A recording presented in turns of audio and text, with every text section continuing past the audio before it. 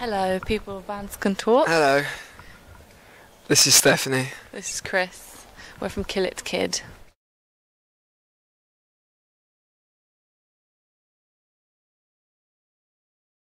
Yeah. We started about 6 years ago, got signed within about 3 months to a record company called One Little Indian, playing sort of Americana blues country, and then about 2 years ago we were signed by Seymour Stein, who signed the Ramones and Madonna and Talking Heads, to Warner Brothers.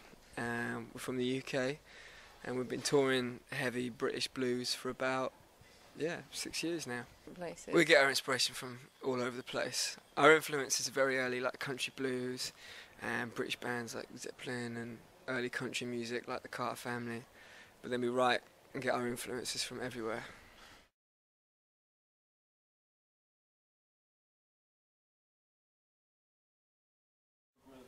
Okay, yeah. Well, this was a bit different for us because it was our first major label. We did 2 records on an indie label, and then we did this one. And they asked us if we wanted to go out to LA to record with a producer called Julian Raymond. So we said, yes, of course, please, thank you.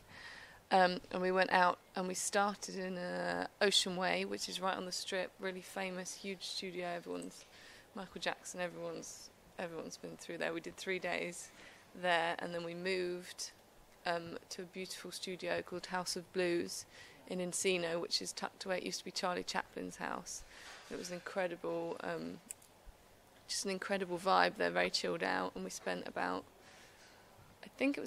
2 weeks pre-production and about 3 weeks on the record, which is a long time for us because normally we're very rushed with our records. And we had a great time recording. It was nice to have some time.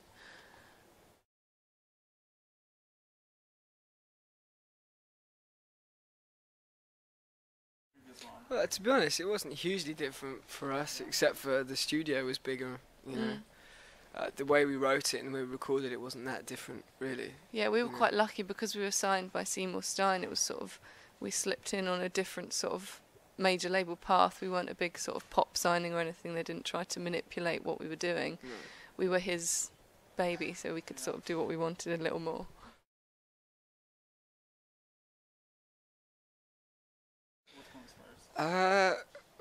What comes first, write songs? Normally, I find I can't start writing unless I have a good first line, as far as I'm concerned. And a lot of lyrics. Then the rest of the song can be rubbish, as long as I'm happy with the first verse, pretty much.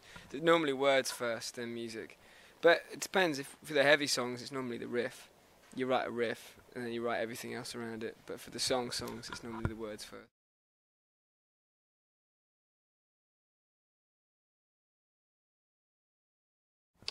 I think the time scale, because the record Feet Fall Heavy that we recorded, we only had 10 days in a very small studio in Shoreditch in London. So just the time scale and being able to do more on the arrangements and stuff, it wasn't so much.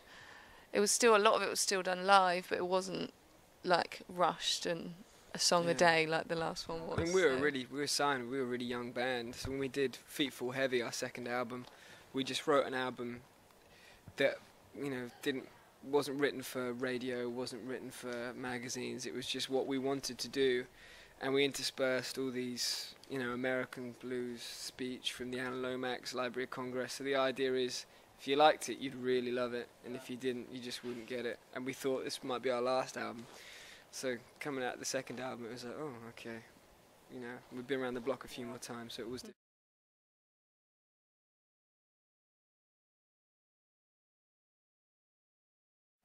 That's a good question. That's a good question. I think Pray On Me would be in there. Pray On Me, because it's a duet and it's heavy, it's got blues.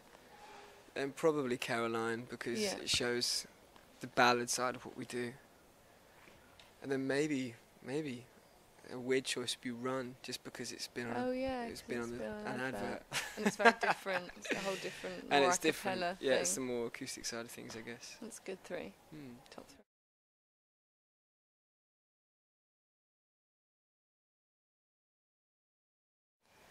Oh, it was dreadful. It was embarrassing though, wasn't it? I don't know if I can even remember mine. Mine was Shania Twain. That's quite cool now. But then it was closely followed by a Best of the Rolling Stones and Free. So that was pretty good. I can't remember. To be honest, I probably can't remember on purpose. I've wiped it. Aqua. Something like Aqua. Something dreadful. Some sort of Europop, probably, when I was like 8. Yeah.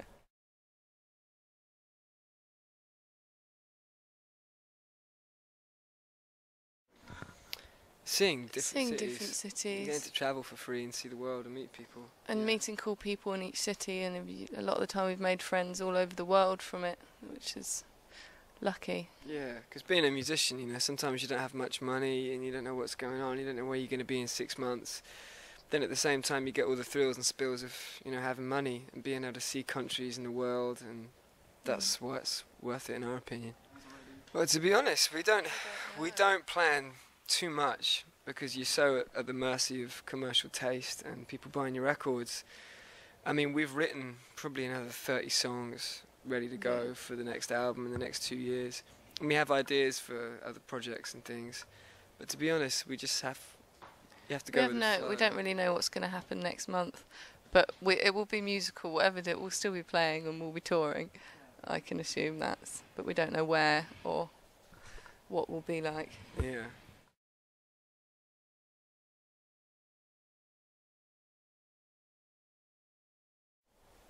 Yeah, there's 2 things I can think of. The first one is, don't piss on people on the way up, because they'll all be there to kick you on the way down.